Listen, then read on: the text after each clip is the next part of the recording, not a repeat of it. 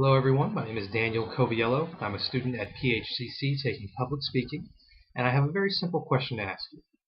Have you ever rescued your best friend? I have. I've actually been lucky enough to do it twice. Now I'm not talking about rescuing a friend from work or someone that you went to school with. I'm talking about rescuing man's best friend. All across the country there are thousands and thousands of dogs and cats that are in shelters and they are waiting for someone just like you to come rescue them. Hopefully, today I can talk you into becoming a hero. Why rescue? Well, when you bring an animal into your family, you basically have two options, rescuing or buying. When you rescue an animal, you may literally be saving a life. Many shelters in this country, not all, but many, are known as kill shelters, which basically means after a predetermined period of time, if an animal has lingered for too long, they will be put down. Humanely, but they will be put down. Also, in many cases, shelters that are listed as no-kill will actually just transfer the animals, again after a predetermined period of time, to another shelter that will be willing to put them down. The other option is buying. That could be from a breeder, could be from a pet store. This is by no means an evil or bad choice, but there is an issue here. Not all breeders are created equal.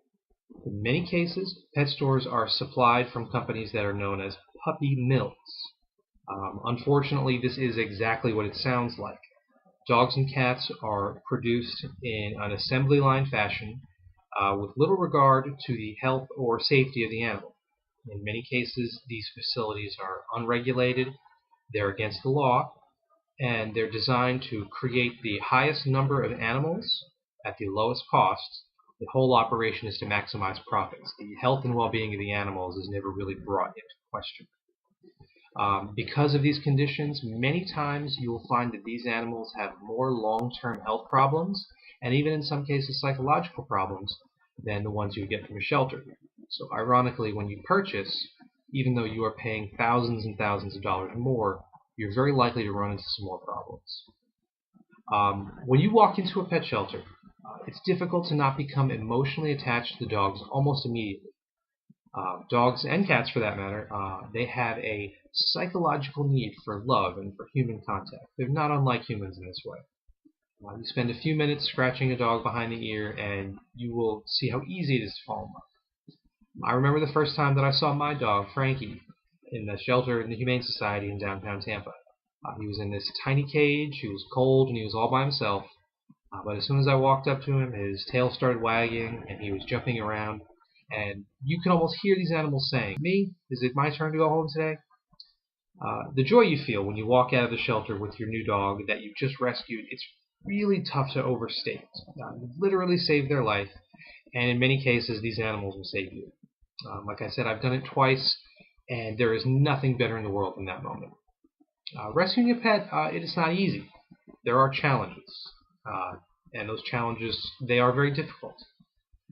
When you purchase a puppy from a breeder or from a pet store, oftentimes they're just a couple months old.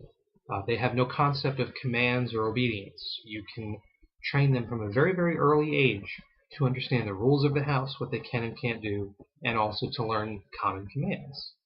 When you rescue a pet, oftentimes they have already had one owner, maybe two, and they probably have some idea of what obedience is supposed to be. Now, depending on their previous owner or owners, that may be very different from what you expect. And that's where the work comes in. You have to put in a little more time, a little more effort, and it will be a little more difficult. But when you're successful, it's a truly wonderful feeling. Especially for people that have families. Once the dog becomes acclimated to your routine and your home, you will literally find it difficult to remember a time before the dog or cat was in your life. The sensations and experiences like this, rescuing and training and adapting them to your life, are almost exclusive to rescue pets. And I feel a little bad for people who have never gotten able to experience it. Now, I have no intention of demonizing pet breeders or pet stores, quite the opposite, in fact. Most people in that industry are simply doing what they love, and the care of the animals is their number one priority. But unfortunately, just like anything else, there are some bad apples. Because right now, at this moment, somewhere out there, there is a dog or cat who is all alone, and he is just waiting for someone like you to come and rescue him. I hope that when you and your family are ready, that instead of heading to the breeder, you'll head to the local shelter and you will rescue your best friend. Thank you.